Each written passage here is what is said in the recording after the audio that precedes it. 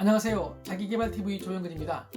2017년 3월 프랑스에서 대선이 있기 직전에 일부 프랑스인들이 미국의 전직 대통령 오바마를 대통령 후보로 수입하자라는 캠페인을 벌인 적이 있습니다. 그때 화제가 됐었죠. 물론 이 캠페인이 현실적이지 않은 상징적인 것이었지만 그때 얼마나 많은 사람들이 오바마에 대해서 호감을 가지고 있었느냐를 나타내는 증표가 되죠. 그렇다면 왜 많은 사람들이 오바마를 좋아했을까요? 정치적인 이유보다는 아마 그의 인간적인 매력이 아니었을까 생각합니다.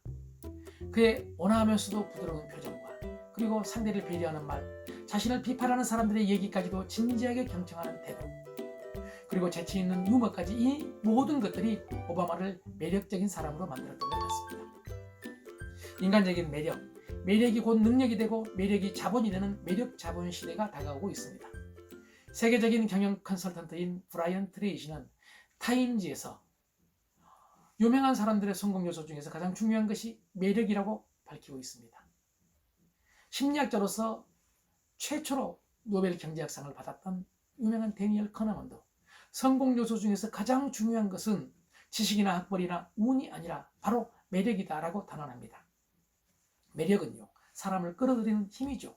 외모에서부터 정신적인 부분까지 총괄하는 개념이죠. 그렇다면 우리는 어떻게 매력 있는 사람이 될 수 있을까요? 수많은 방법이 있고 사람마다 생각이 다르시겠지만 오늘 저는 진짜로 매력 있는 사람이 될 수 있는 세 가지 방법을 제안드려 볼까 합니다. 첫 번째가 첫인상입니다. 첫인상은 우리의 표정이라든지 몸짓 등으로 표현되는 것을 말하죠. 그리고 이 첫인상은 매력 있는 사람이 되는데 첫 번째 관문이라고 생각합니다.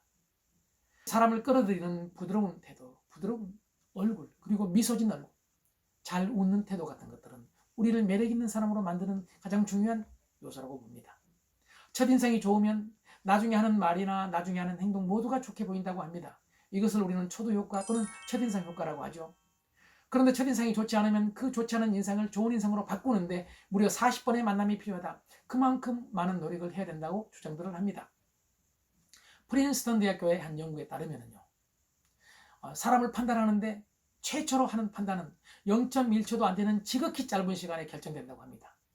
그러니까 누군가를 처음 만나서 그 사람이 호감이 있는 사람인지 능력 있는 사람인지를 판단하는 데는 그 사람과 단 한 번도 대화도 하지 않는 상태에서 이미 결정이 돼버린다는 얘기입니다. 이게 첫인상이 중요한 이유 중에 하나입니다.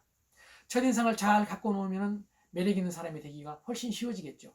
저도 좋은 인상을 만들기 위해서 웃기 연습을 하는 등 애를 쓰고 있지만 아직 여러분 보시다시피 이 정도밖에 안 됩니다. 앞으로도 노력할 생각입니다. 두 번째는요, 상대의 관심을 파악하고 상대 입장에 서는 것입니다. 수필가이면서 예일대 교수였던 윌리엄 펠프스는요, 인간성에 관하여라는 그의 논문에서 이렇게 고백하고 있습니다. 내가 8살 때 어느 토요일 린제이 숙모님 댁을 놀러 갔다. 그때 오후 늦게 한 신사분이 숙모님 댁에 방문해서 숙모님과 유쾌하게 얘기를 하고 나중에 나와 얘기를 하게 됐다. 나는 그때 보트에 온 정신이 팔려 있었다. 그런데 그 신사는 내 마음을 쏙 뺏어버렸다. 그 신사분이 돌아가신 뒤에 나는 숙모님에게 그 신사분에 대해서 칭찬을 늘어놓았다. 그분은 정말 멋진 분이에요. 그리고 그분처럼 보트를 좋아하는 사람은 처음 봤어요. 그러자 숙모님은 이렇게 말씀하셨습니다. 그분은 뉴욕에서 온 변호사인데 아마 보트에 대해서는 별로 모를 텐데 라면서 고개를 저었죠. 그러자 나는 물었다. 그런데 왜 그분은 보트 얘기만 했을까요? 그러자 숙모님은 이렇게 얘기했습니다. 그분이 신사이기 때문이란다. 그분은 네가 보트에 푹 빠져 있는 줄 알고 너의 관심사를 가지고 너와 유쾌하게 대화를 하셨던 것이다. 윌리엄 필프스는 나중에 이 논문에서 그때 그 일을 평생 잊을 수 없다고 적고 있습니다.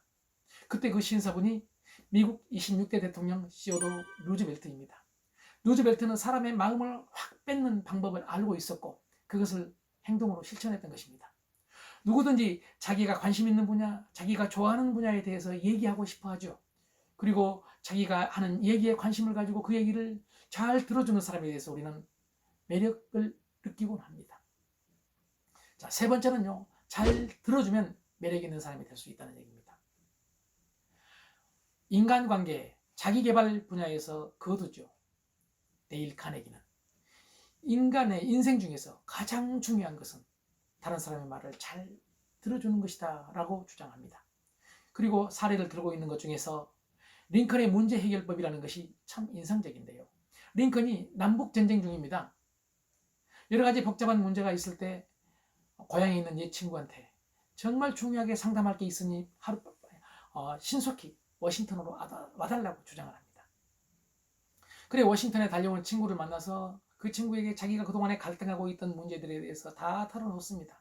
특히 노예 해방 문제에 대해서 찬성파, 반대파들의 얘기, 그리고 신문 기사 같은 것을 읽어주면서 자기 논리를 쫙 펴니다. 그때 친구는 고개를 끄덕이면서 링컨의 얘기를 진지하게 들어줬습니다. 그리고 한나절이 지났을 때 링컨은 그 친구에게 진지하게 고맙게 인사를 하고 다시 고향으로 돌려보냈습니다.